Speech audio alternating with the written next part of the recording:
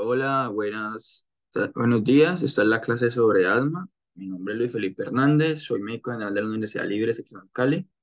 Pues también en mis redes sociales me pueden encontrar como @4 Doctor Crack, que es mi página donde subo memes, contenido educativo y como mis vivencias como estudiante de medicina y ahora pues que acá el internado y ahora que soy médico del servicio social obligatorio, pues del servicio social obligatorio.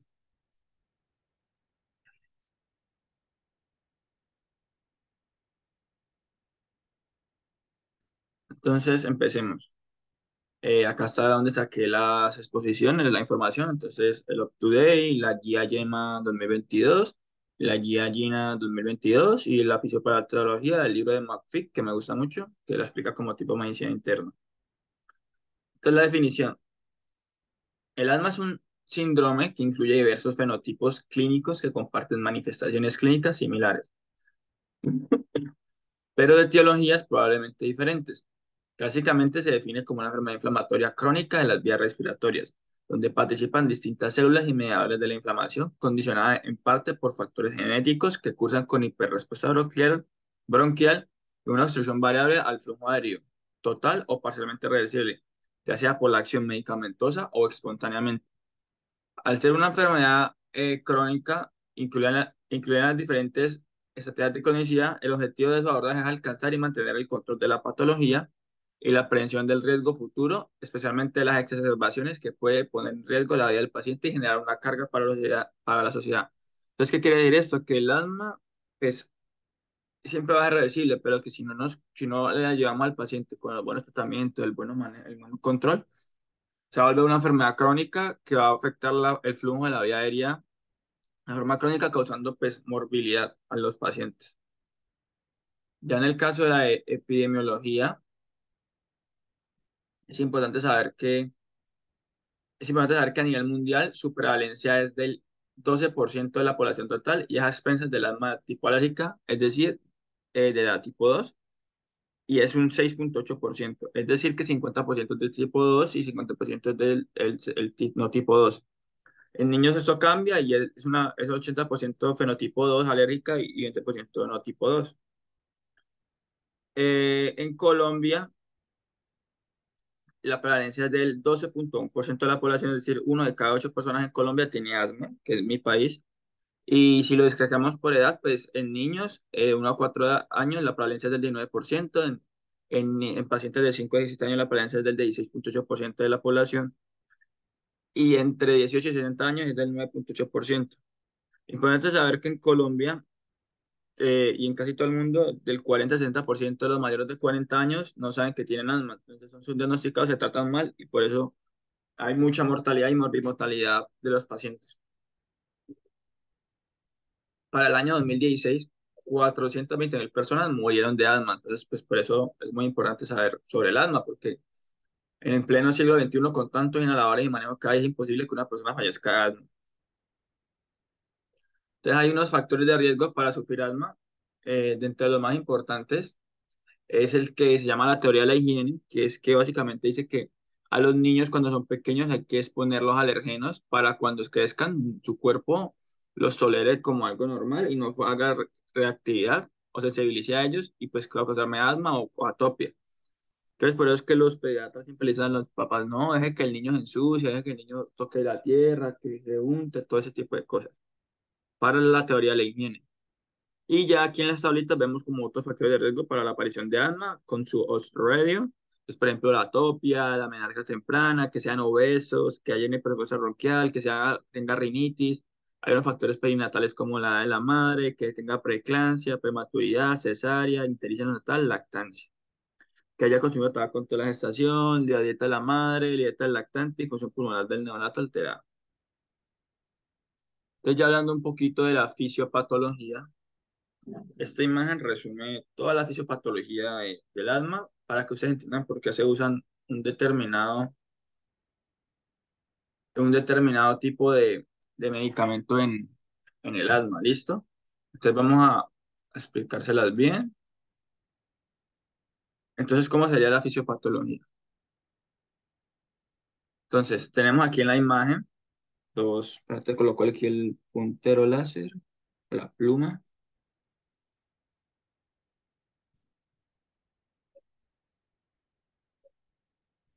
Entonces, aquí en la imagen tenemos la fisiopatología. Entonces, todo comienza porque hay una respuesta inmunomedia activada por la linfoproyectina del timo y ella, por alguna razón, va a hacer que se active la respuesta celular tipo 2 por medio, que cuando llega un alergeno, que es un alergeno es una proteína pequeña, un antígeno proteico, que me genera una reacción alergénica. Entonces, el alergeno va a sensibilizar a los pacientes generándome una respuesta TH2 o fenotipo tipo 2 por medio de que la célula dendrítica lanza una especie especial de citoquinas a los linfocitos T para que estos se conviertan en el perfil celular TH2. Entonces aquí lo vamos a tener formado. Este perfil TH2, ¿qué me va a producir? Me va a producir muchas interleuquinas que me van a generar distintas respuestas inflamatorias en en las vías respiratorias y en todo el cuerpo.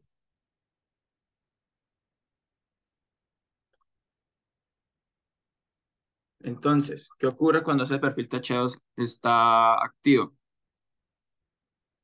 Este perfil TH2 me va a producir las interleuquinas que ven aquí en la imagen. Entonces, por ejemplo, si me produce la interleuquina 3 y 5, me va a activar los eosinófilos con la proteína básica mayor y proteína catiónica causándome inflamación, como ven aquí en la imagen.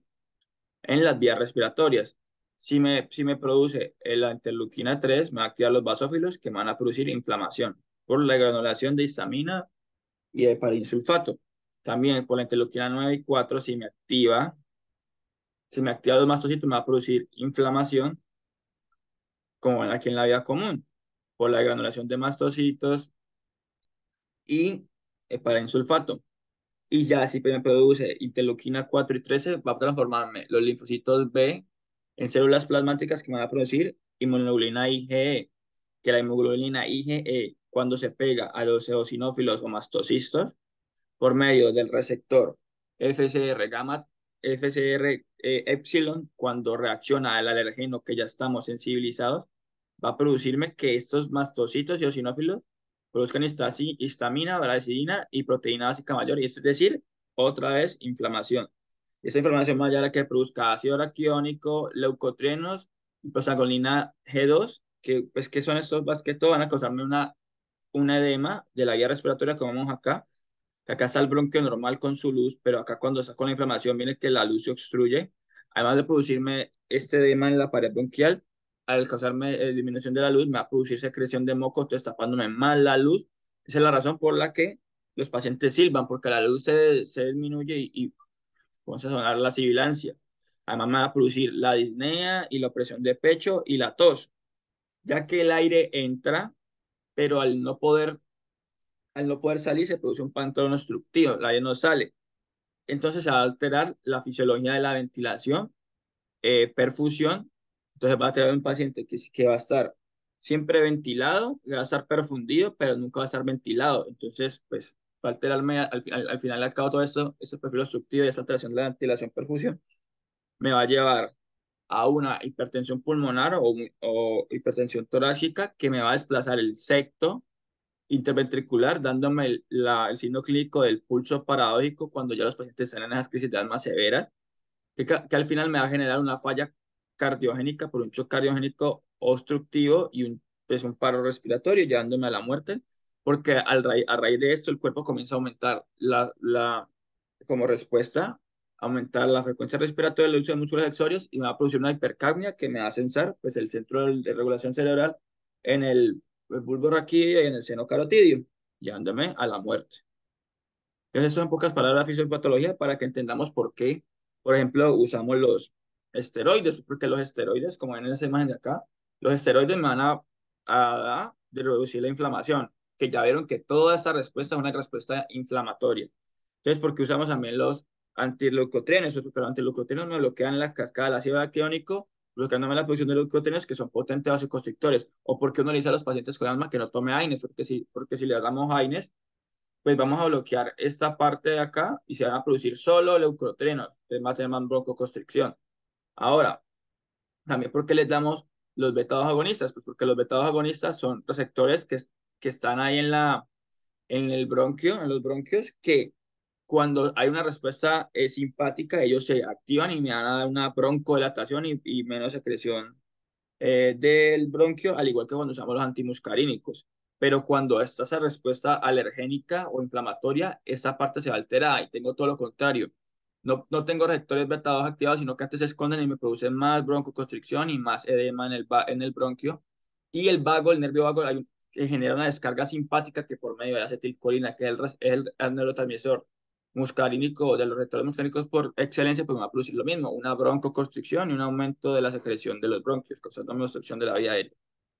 Entonces, también porque usamos ya los otros, los inmunomoduladores. Entonces, por ejemplo, el omalizumab pues bloquea la hemoglobina IgE, entonces no se va a desencadenar esa respuesta inflamatoria de los mastocitos porque bloquea su llegada al receptor FSR epsilon. También porque bloqueamos la interleuquina, hay un medicamento que bloquea la interleuquina K4 y 13, pues porque así el perfil, las células B no se van a transformar en plasmocitos que producen IgE. Entonces, por ejemplo, tenemos el melizumab, el retizumab que bloquean la interleuquina 5. Entonces, me van a impedir esta cascada inflamatoria. Ahora, y también me bloquean a los eosinófilos. Entonces, ahora, así entendemos por qué existen tantos biológicos y tantas medicinas pues, para el asma. ¿Listo? Entonces, importante saber que el asma tiene unos factores desencadenantes. ¿Cuáles son esos factores desencadenantes? Entonces, ¿qué desencadenan más que todo las crisis? O una aparición de asma de nuevo, como son los atmosféricos, como la polución, los vegetales, los domésticos, como los ácaros de polvo, los hongos y los virus, los fármacos, más que todo la aspirina. Un estudio que dice que hay un porcentaje de pacientes en el mundo que inició con asma por la aspirina, la leche de vaca, el huevo, los frutos secos, alimentos sulfitados, panalergenos, venenos de hemitóferos, o hay asma pues, de tipo ocupacional que está encadenada por metales, madera, deseminatos, anhídridos, alimentos, enzimas vegetales, hongos o enzimas animales. Entonces, ¿cuáles son las manifestaciones clínicas? Entonces, entendiendo la fisiopatología, pues entendemos por qué los pacientes van a tener siempre tos, por qué van a tener siempre sibilancias, por qué van a decir siempre que tienen opresión torácica y que son los principales síntomas comunes. Y más que todo se provocan por cambios climáticos o por exposición al alergeno o a la sustancia que pues, lo produce. Entonces, ¿cómo es el diagnóstico del asma? En los adultos, sí o sí, pues la primera prueba es la espirometría con prueba broncodilatadora.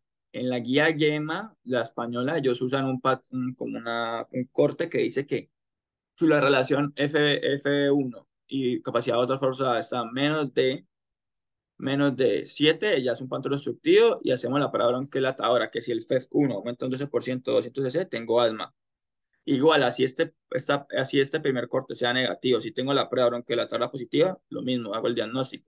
Ya en los casos en el que esto está disminuido, o sea, en que esta relación está mayor a 0,7 y tengo la prueba bronquiolateral negativa, pues tengo que usar otras formas de diagnosticarlo, que cuáles son.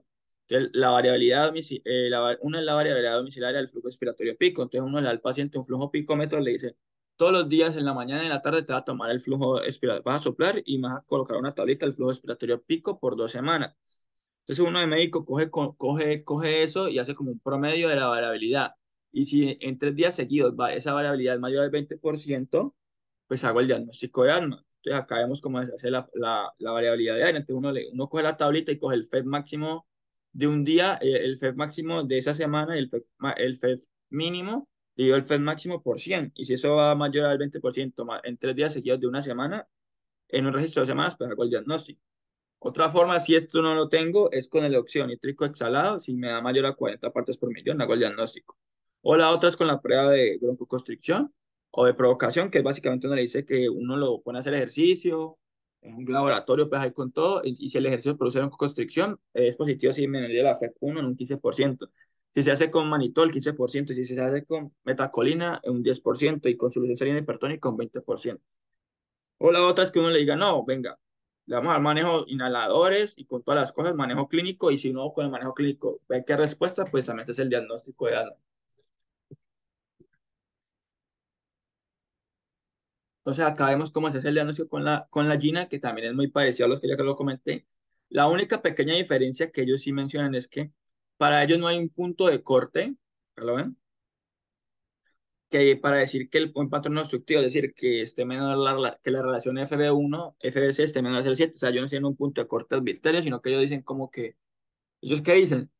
ese valor tiene que estar bajo esta relación para la edad, estatura y sexo del paciente. Entonces, digamos, si para ese paciente lo normal de esa relación es que sea cero, mayor a 0,90 y le da 0,85, pues para él está en un patrón instructivo y se hace el diagnóstico. O sea, ellos no son tan arbitrarios en decir un valor, pero los demás ítems son igual, que que la tabla positiva, que hay una variabilidad del flujo picómetro, que haya prueba de oxígeno salada positiva, todo ese tipo de cosas también apoyan la prueba de provocación bronquial.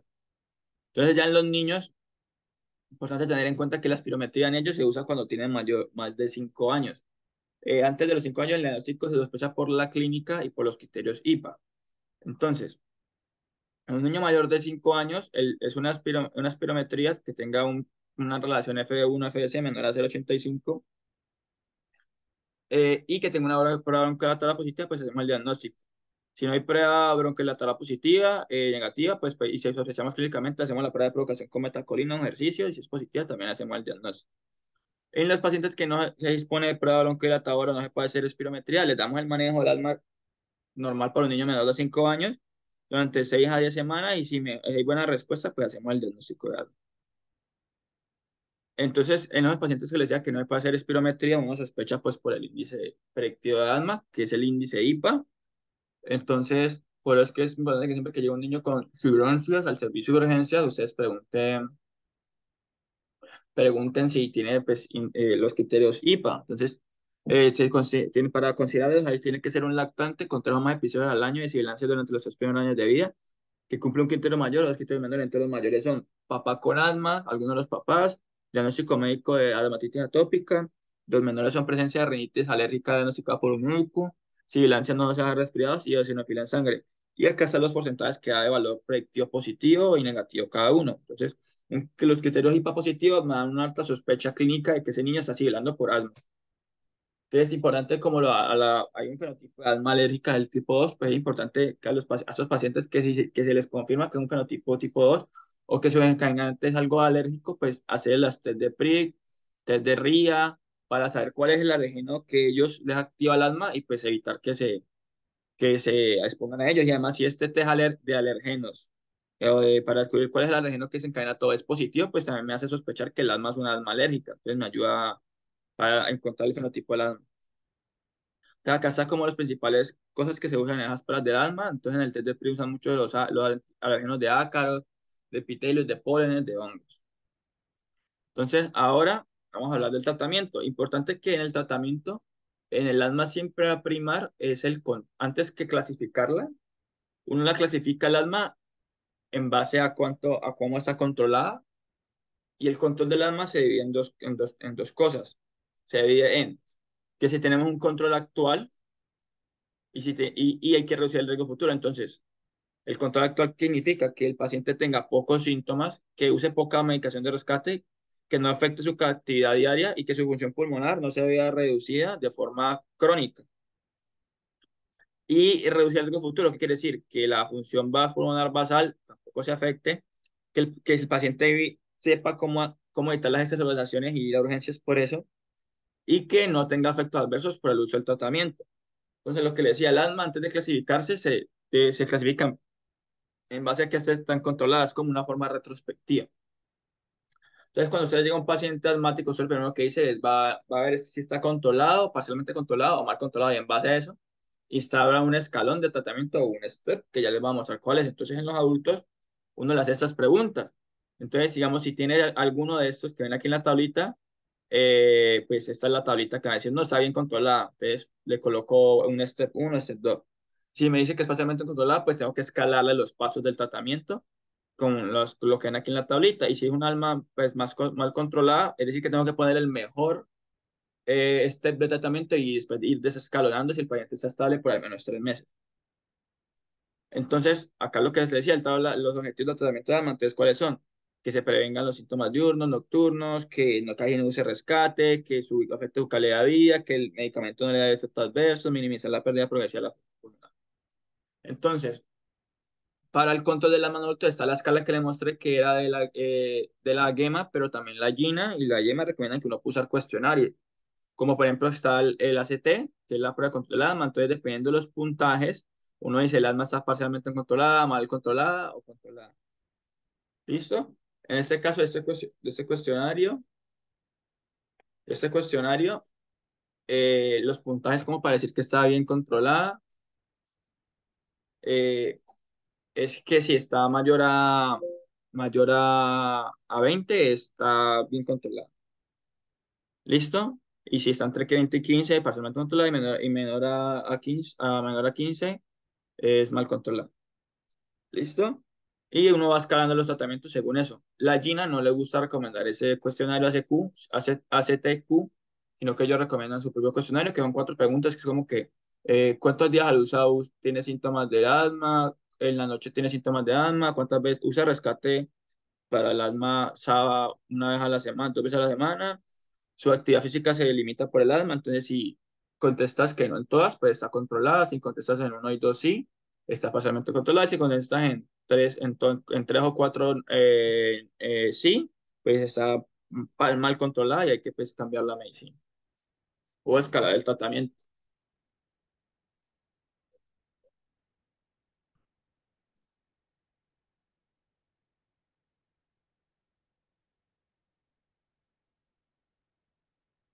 Entonces acá está lo que les decía, pues, mayor a 20 control, buen control, menor a 20 mal control. Hay otro cuestionario que es el ACQ, que mayor a 1.5 es que está mal controlada.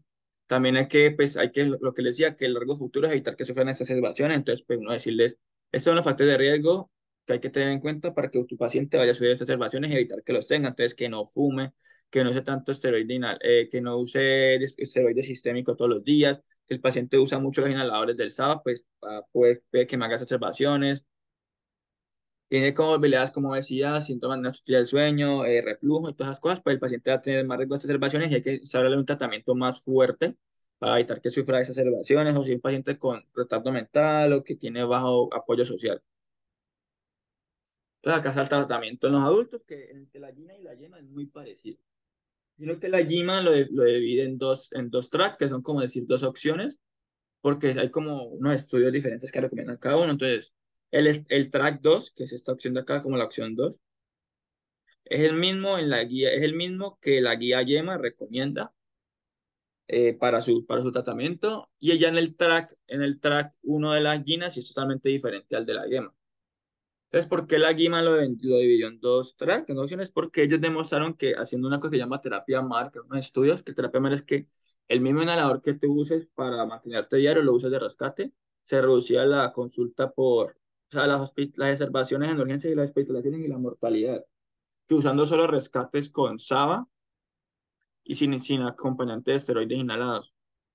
Y además porque se dieron cuenta que si la gente quería rescatarse, digamos que la gente que usaba esteroides inhalados de mantenimiento diarios, más el SABA de rescate, y si querían rescatarse tenían como que tener más inhaladores y pues no es costo-beneficio. Entonces el track uno el de la guía Gina, que es lo que más recomiendan ellos, es los pacientes que sean como que estén controlados o que estén clasificados como parcialmente que no tengan como síntomas diarios, pues que estén bien controladitos. El step uno y 2 es el mismo, un budesonida más formaterol, o sea, un corticoide inhalado más formaterol a dosis bajas a rescate, o sea, como ellos quieran ponérselo, no por horario. Listo, generalmente ese formaterol viene con la budesonida que llama el Sindacor, el Quintequerol, que viene de 160 en 4.5 mcg, microgramos. Ya el step 3 son los pacientes que están como que, no, mira, se usa mucho rescate todos los días, entonces vamos a colocarle mantenimiento, que es un ICC a dosis bajas, más formaterol, entonces la V sonía más formaterol, entonces uno le dice al paciente, te vas a colocar un puff cada 12 horas. Ya en el step 4 es a dosis medias de esteroide inhalado, entonces le dices 2 puff cada 12 horas. Y ya el step 5 es este corticoide inhalado a dosis altas con formaterol más un LAMA, que sería, por ejemplo, decirle, usa de más formaterol, dos, cuatro puff cada 12 horas. Y sumado un LAMA, que puede ser el tiotropio o el glimbiperidio. Y ya pues, aprovechar en colocar manejos pues, inmunomoduladores, que es para las más graves, que más adelante la veremos. Entonces es importante en esos pacientes que usan solo el ISS más formaterol, enseñarles que se pueden rescatar con ese mismo, que es básicamente decirle que coloquen 4 puff cada 20 minutos por una hora, y si tienen una prednisolona que se la toman, y si con eso no mejoran, vayan a urgencias. Eso forma parte del plan de acción que uno le tiene que enseñar a todos los pacientes asmáticos para hacer en casa antes de ir a urgencias. Ya el track 2 que es el mismo de la GEMA, perdón, acá lo tenemos en español.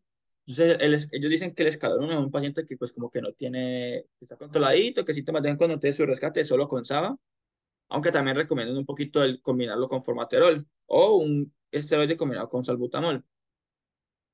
El escalón 2 para ellos es cualquier corticoide a dosis bajas, eh, pero a diario. Entonces, entonces, por ejemplo, son los pacientes que se ponen beclometasona a diario todos los días, inhalada. Y se les puede agregar un inhibidor de leucotrienes. Y dice que puede colocarse un SABA como un salbutamol, formulación salbutamol para el rescate, o también recomienda el corticoide inhalado más formaterol. Su escalón 3 es un corticoide inhalado a dosis bajas más un LABA todos los días, o la otra opción que pone es este, más un salbutamol o un SABA de rescate. El escalón 4 es lo mismo, corticoide inhalado a dosis medias más LABA, que puede agregar un antileucotrienos y el SABA de rescate. El 5 es corticoide inhalado a dosis altas más un LABA y agregando un LAMA ya o un antileucotrienos y su SABA de rescate. Y ya el escalón 6 son la gente que tiene asma grave y se usa los biológicos o la termoplasia bronquial o toman todos los días estos pacientes prednisolona o telomodicilona intramuscular y obviamente pues el SABA de rescate. Más lo del escalón 5. Entonces aquí en esta tablita tenemos las equivalencias porque no sé si a ustedes les pasó, pero a mí en la universidad nunca ningún doctor me decía como que tantos puffs del medicamento, lo esteroide inhalado, equivalen a estas dosis medias, a estos puffs son dosis bajas y a estos puffs son dosis altas. Entonces como que uno queda confundido como que, pero, oye, yo sé qué inhalador usar y cómo, pero no sé cuántos puffs son dosis bajas, dosis medias, dosis altas. Entonces aquí está la tabla de las equivalencias. Entonces, por ejemplo, uno ve, pues, digamos, la presentación de la budesonida, digamos, dice que la cajita dice que viene de 200. Entonces uno dice, pues dosis bajas, ¿qué sería? Un puff, en la cajeta dice que un puff es 200 msg. Entonces yo le digo dosis baja, sería un puff cada 12 horas. ¿Listo? O si me dice dosis media, pues ya sería dos puff cada 12 horas, porque dos puff serían 400 microgramos inhalados. Y dosis altas, pues sería el triple, entonces, el cuádruple, entonces 4 puff cada 12 horas en el día y ahí me da dosis alta. Entonces es lo mismo, ustedes van a ver la tablita de la presentación y dicen, vea, por cada inhalación son tantos msg que me estoy inhalando. Entonces, pues, si hago un solo puff sería bajita, si hago 3 puffs ya sería media, y si hago 6 puffs pues sería alta. O sea, ustedes van viendo en la cajita. Solo usar esta tablita por si le olvidan las carencias, como a todos nos puede olvidar. Esto es lo mismo de los beta agonistas, entonces acá esto es como la vida media, entonces el salbutamol y la terbutalina se usan pues su vida media máxima de 6 horas a 4 y se usan pues para de acción larga. El formaterol es especial porque funciona como de acción corta como de acción larga y su vida media es de 12 horas junto con el salmeterol. Ya el vindaterol y el indacaterol se formulan cada 24 horas porque su vida media es más de 24 horas. Entonces ya después de clasificar, ya después de saber si está controlado o no controlado el alma, pues el alma se clasifica. Y también se clasifica en base a qué tratamiento usemos. Entonces, se puede clasificar en intermitente, persistentemente leve, persistentemente moderado y persistentemente grave. Entonces, si el paciente usa el step 1 o 2 de tratamiento, pues sería un asma intermitente o leve, o persistentemente leve. Si usa el escalón 3 o 4 de la GINA, pues sería un asma moderada, persistentemente moderada, y si usan un escalón 4 o 5 de la GINA, pues sería un asma severa o persistentemente grave. Ya en la yema, pues el escalón 1 es intermitente, escalón 2 es persistentemente leve, escalón 3 o 4 moderada persistente y escalón 5 o 6 es persistentemente grave. Entonces ya en los niños lo mismo. Se hace en base al control. Entonces para los niños hay unos cuestionarios, que está por ejemplo el cuestionario del control de asma CAN, que hay una versión para 9 a 14 años y otro para los padres de 2 a 8 años. Entonces uno le hace el cuestionario, dependiendo del puntaje, si está mal controlada, parcialmente controlada o bien controlada. O esta es el Childhood Asthma Control Test, o SHE o CACT, que está validado para el castellano, para los niños de 4 a 11 años. Y si te preguntas para el niño y te es para los padres, es como didáctico porque tiene las caritas y todo eso, y pues también me da un resultado que me dice, está mal controlada, bien controlada, parcialmente controlada. Lo mismo, en ellos también hay que prevenir el riesgo futuro. Entonces, para prevenir el riesgo futuro, el riesgo de que no sufran exacerbaciones, entonces uno evita que tenga esos factores. Y si tiene alguno de estos, pues uno tiene que ser como más exigente con el tratamiento para evitar que sufran exacerbaciones porque tiene alto riesgo de sufrirlo. Entonces, evitar que coman en la casa, evitarle los alergenos, evitarle como esas cosas que pueden hacer que sufra una exacerbación severa y termine en urgencias y en la UCI. Entonces, el tratamiento infantil en los niños se divide en dos tipos, porque para los niños no está aprobado el uso de los LAMA cuando tienen menor de 4 años. Entonces, no se pueden, en teoría, no se pueden usar en ellos, solo se puede usar SABAs o corticoides inhalados. Y ya en los mayores de 4 años, sí se usan los LAMA. Entonces, cuando un niño menor de 4 años, el primer step es SABA de rescate. El segundo step es corticoide inhalado a dosis bajas y de mantenimiento, y si se puede sumar un antileucoteno, aunque en los niños se ha visto que genera muchos síntomas neuropsiquiátricos, pero no está contraindicado. Ya el tercero es un corticoide a dosis medias diarias más el antileucoteno, es el step 4, corticoide inhalado a dosis medias, más sí o sí el antileucoteno diario, y el step 5 para ellos, los menores de 4 años, es corticoide inhalado a dosis altas más el antileucoteno, y si en algunos casos se puede agregar el tiotropio o un LAMA o esteroides orales. Ya en los mayores de 4 años, step 1, lo mismo, rescate con SABA, el corticoide a la dosis bajas diarios es el step 2, el step 4 corticoide a dosis medias o dosis bajas más sí o sí un LAMA, el step 4, un dosis media corticoides más un LAMA, y si puedes agregar el antileucotino si quieres. Ya el quinto es un corticoide a la dosis altas más LAMA, y ya el sexto es un corticoide a la dosis alta más LAMA, más los biológicos si tienen más de 6 años o 12, que depende, que son las edades como tope para ponerlo. Y siempre es transversal pues el uso del SABA o el salbutamol de rescate.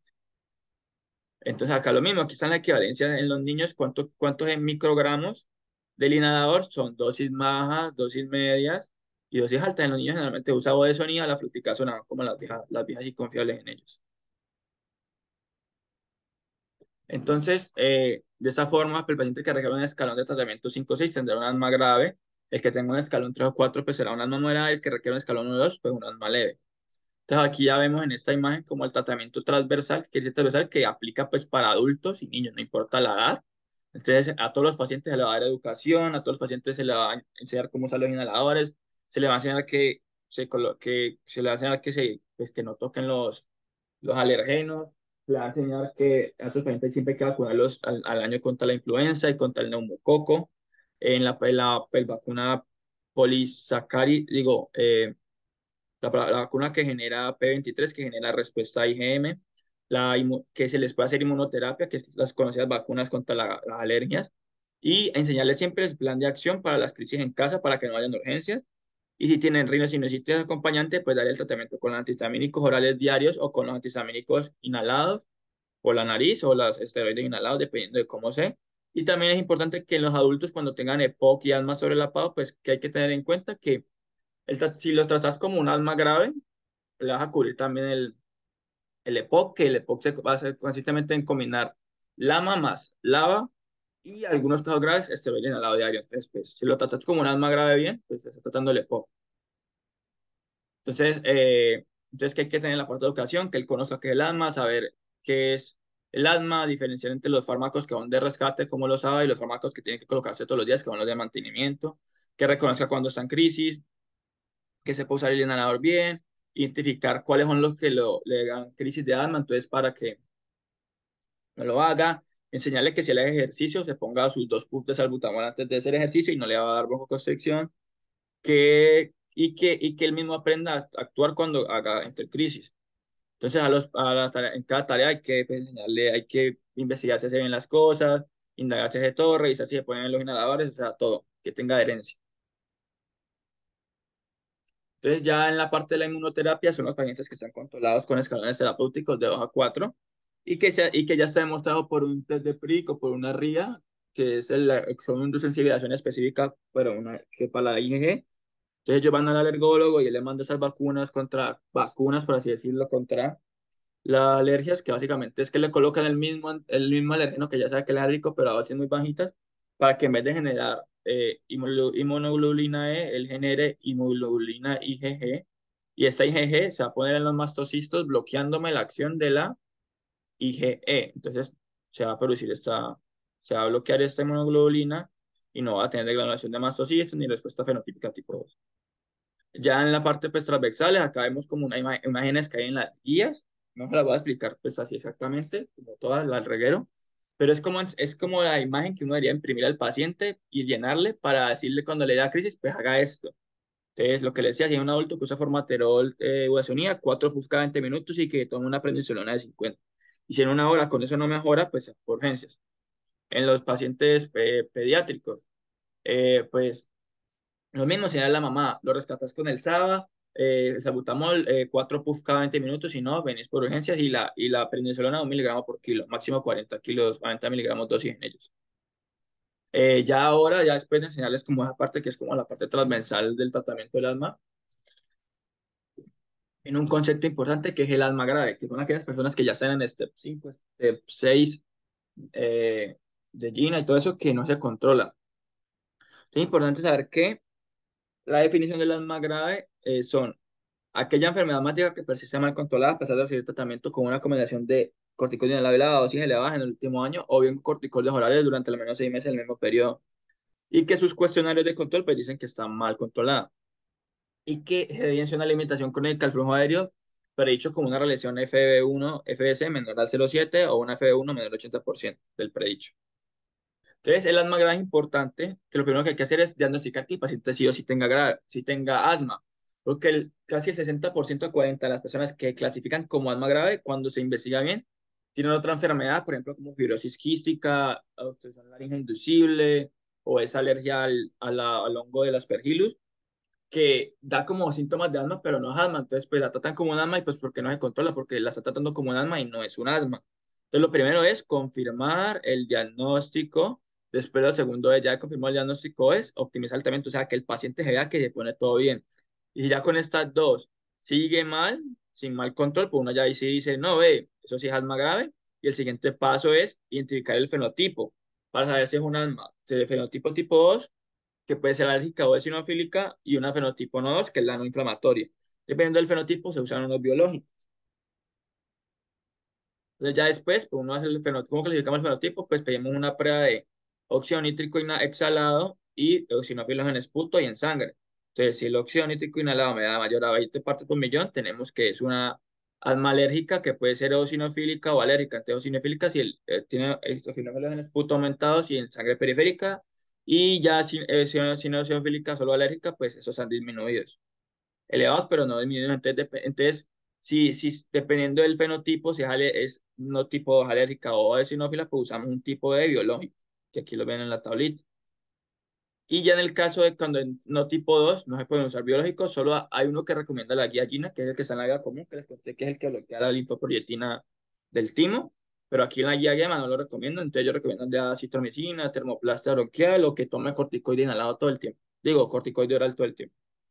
Entonces aquí vemos como los tratamientos ya más especificados. Entonces, si es alérgica, fenotipo 2, entonces ¿qué podemos usar? Omalizumab, que es el anti-IgE, melizumab, rituximab, lelizumab que bloquean la IL-5 o el berilumab. ¿Listo? Si es una eosinofílica, pues los antileucotrenos, los anti-IL-5 como melizumab, telizumab, berilizumab.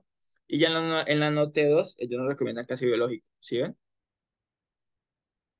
Aquí vemos como la dosis, a qué edad ya se pueden usar los biológicos, cada cuánto se usan, cómo. No les voy a poner a explicar a qué dosis ni cada cuánto usan, pues porque eso está aquí en la tabla, son los que lo busquen, sino que es para que sepan que existe y pues porque estas cosas las hacen los neumólogos o los pediatras o los internistas. Uno no, en médico general no va a hacer eso. ¿Listo? Pues ahorita vamos a aprender cómo manejar una crisis de alma de forma, pues ya la que nos toca a nosotros los médicos generales de primera o las crisis agudas. Entonces, lo importante en las más críticas de niños o adultos es clasificarla. Y dependiendo de cómo la clasifiquemos, la vamos a tratar. Entonces, hay que clasificarla si es leve, moderada y que es grave. Entonces, acá hay un poco de signos, pero yo los que más uso, en mi caso, son la frecuencia respiratoria, la frecuencia cardíaca y la auscultación. Porque yo en urgencias no tengo ni flujo picómetro, el saturado de veces puede fallar porque ponen esmalte y tampoco tengo gases. O sea, pues así de rapidez. Entonces, yo me baso más que todo eso. Frecuencia respiratoria más de 20 es moderada y más de 25 grave. Si está con la cardíaca mayor a 120 es una grave. Si está menor a 120, moderada o leve. Y si tengo tirajes, pues dependiendo de qué tantos tirajes tengo, pues leve, moderado, grave. Y la saturación, si está a menos de 90, uno digo que está grave, menos de 95 moderada y mayor de 95 leve. Y también fíjense muy bien en cómo los pacientes hablan. Si ellos hablan mucho, pues están leve. Si te parafrasean y se ahogan, moderada. Y si solo dicen como, hola, me ahogo, pues es grave. Y estos signos de acá son importantes tenerlo en cuenta porque son los signos que dicen que el paciente está ya en una crisis que lo puede matar y de una hay que pasarlo a reanimación para que lo intuben o lo vigilen mucho. Entonces, que tenga respiración paradójica, que tenga bradipnea, que tenga bradicardia, porque la bradicardia habla que está tan obstruido, tiene tanta flujo de aire obstruido que el corazón está obstruido, o sea, está choqueando. Que tenga hipotensión, que tenga silencio auscultatorio, es decir, que está tan lleno de aire que los pulmones no se pueden expandir, o que tenga saturación menos 90, deterioro del estado de conciencia, o que tenga hipercapnia. Entonces ya cuando la clasificamos, pues uno la trata. Entonces si es crisis leve, según la GEMA, es 4 puff de salbutamol cada 20 minutos por una hora y ya está bien para su casa. Si es moderada grave, ellos ya dicen que uno coloca juntos puff de salbutamol y 4 puff cada 20 minutos por una hora. O si no, los puedes nebulizar intermitentemente cada 20 minutos con salbutamol y pratropio. Acá está como nace. Y si o si en crisis moderada o grave, hay que colocar el esteroide que sería prednisolona 50 miligramos si tolera la vía oral, o metilprednisolona 1 miligramo por kilo, o hidrocortisona 200 miligramos cada 6 horas endovenoso o dosis única. Y ya uno considera, si con esto no me mejoró, lo voy a colocar el sulfato de magnesio, 2 gramos, dosis únicas, y si no, ya sí o sí me toca es pasarlo a nebulizaciones continuas con salbutamol y pratropio, los esteroides por horario, y hay algunas veces hasta goteos de terbutalina y intubación y todo, ingreso a la UCI. Y al egreso siempre dan al egreso con su esteroide oral por 5 a 7 días, su nuevo manejo, o sea, si él venía mal manejado en los steps, pues le ajustan el manejo y le enseñan cómo rescatarse y le dicen como que te vas a dar, vamos a salir con 4 puff de salbutamol cada 4 horas por 7 días y ya después seguís con el lado de mantenimiento, ya. Obviamente, dependiendo de los signos, pues se le coloca su oxígeno y todo ese tipo de cosas. Acá está como también el mismo esquema, el mismo esquema como explicadito, pero ya es de la Gina y la Yema 20. Entonces acá está también lo que les decía, lo mismo que les expliqué en la anterior imagen. En algunos países existe el flujo picómetro y en base al flujo picómetro pueden decir si es leve, moderado o grave. Entonces si el flujo pico está mayor de 70, leve. Si está menos de 70, moderado. Y si está menos de 50, grave. Pero pues yo estoy en Colombia, donde no hay nada de esas cosas de urgencia. Y en base a eso, cuando el flujo picómetro después del tratamiento está mayor a 50 o mayor a 70, pues se le da salida tranquila a los pacientes. Entonces son los factores de riesgo que hay que tener en cuenta para un paciente que me llega con crisis de asma, si los tiene, pues que me puede hacer una crisis vital o que me pueda matarlo más adelante. Entonces que haya tenido hospitalizaciones previas por eso, muchas exacerbaciones al año, que esté mal manejado, que haya estado en la UCI, que la tenga asociada de control y que tenga comorbilidades cardiovasculares o psiquiátricas. Entonces ya aquí es como los criterios para decidir si lo hospitalizo a pesar del tratamiento o si lo mando a la UCI. Entonces los de la UCI pues tengo criterios de crisis vital. Y los de hospitalización pues que sigue malito pero no tiene criterios de crisis vital, entonces va para piso. Ya en los niños se clasifica usando el pulmonary score, que básicamente pues me da lo mismo, unos signos vitales y yo doy un puntaje según unos signos vitales, unos signos clínicos. Y eso me da un puntaje, entonces si me da de 0 a 3 es leve, si me da de 4 a 6 es moderada y grave, que también esto después extrapolar a la saturación de oxígeno del niño. Lo mismo, en base a la clasificación, entonces si es leve, 4 puff de salbutamol cada 15 minutos por una hora, y si no responde, lo paso al esquema de crisis moderada, que es 6 a 8 pulsos de puff de salbutamol cada 20 minutos por una hora, o nebulización con salbutamol o hipratropio. Y si no, y aquí también le coloco ya el esteroide, 1 miligramo por kilo, máximo 40 o 50 de prednisolona o la hidrocortisona, su dosis pediátrica o la metil. Y también aquí algunas guías, esta no lo recomienda, pero la Gina sí dice que puede usar el hipratropio. Si el niño pesa menor de 20 kilos, la presentación de menos de 250 y si pesa más de 20 kilos, la presentación de 250 mcg. Y le dicen que le coloques 4 puff cada 8 horas y lo vas extendiendo. Máximo el hipatropio en los niños se usa por 24 horas porque puede generar atelectasia. Ya en las crisis graves, ya uno de una nebulización continua con salbutamol más ipratropio, intermitente de 40 minutos por una hora, o 10 puffs de salbutamol más 2 a 4 puffs de ipratropio cada 20 minutos por una hora. La dosis 2 miligramos por kilo de prednisolona y ver si tiene criterios de crisis grave para la UCI y en algunos casos los niños también se puede usar el sulfato de magnesio que la dosis es 50 miligramos por kilo, que lo máximo de ponerles es 2 gramos. ¿Listo? Acá está como la fórmula para hacer la nebulización continua con salbutamol en los niños. Entonces, el peso por 4 por la dosis de salbutamol. Generalmente uno usa la de 1000, presentación de 1000. Dividido 5000, eso me da los cc de salbutamol que le tengo que echar para nebulizar continua por 4 horas. Entonces, esos cc de salbutamol los llevo a 40, es decir, le agrego lo que resta de salina y lo divido por 10. Entonces, será de esa mezcla le va a pasar 10 cc por hora de la nebulización continua con salbutamol. ¿Listo? Entonces, lo mismo, aquí está cuando remitieron a un especialista. A los niños también al egreso se da salida con su esquema ajustado y su corticoide oral por 7 días. Entonces, acá están los criterios para remitir al neumólogo. Entonces, que haya hecho muchas crisis, una crisis vital, que mantengan urgencias, que tenga crisis por AINES, que tenga sospecha clínica de otras patologías que lo compliquen. Y aquí ya acaba la clase. Muchas gracias. Espero les haya gustado. No se olviden de seguirme en mis redes sociales. Ahí están los QRs, los links, cómo salgo, para que lo escaneen. En todas las redes generalmente salgo como 4 Doctor Crack o Doctor Crack y pues ahí ven mi fotico, me busca. Tengo Instagram, Facebook, TikTok, YouTube, donde subo más cosas. También tengo Twitter, Telegram. El Telegram es donde el grupo donde mando los links de las clases. Hay veces las clases las doy yo, hay veces las dan residentes de pediatría, hay veces las dan pediatras, o sea, pero siempre mantengo como mandando clases virtuales por si quieren ver.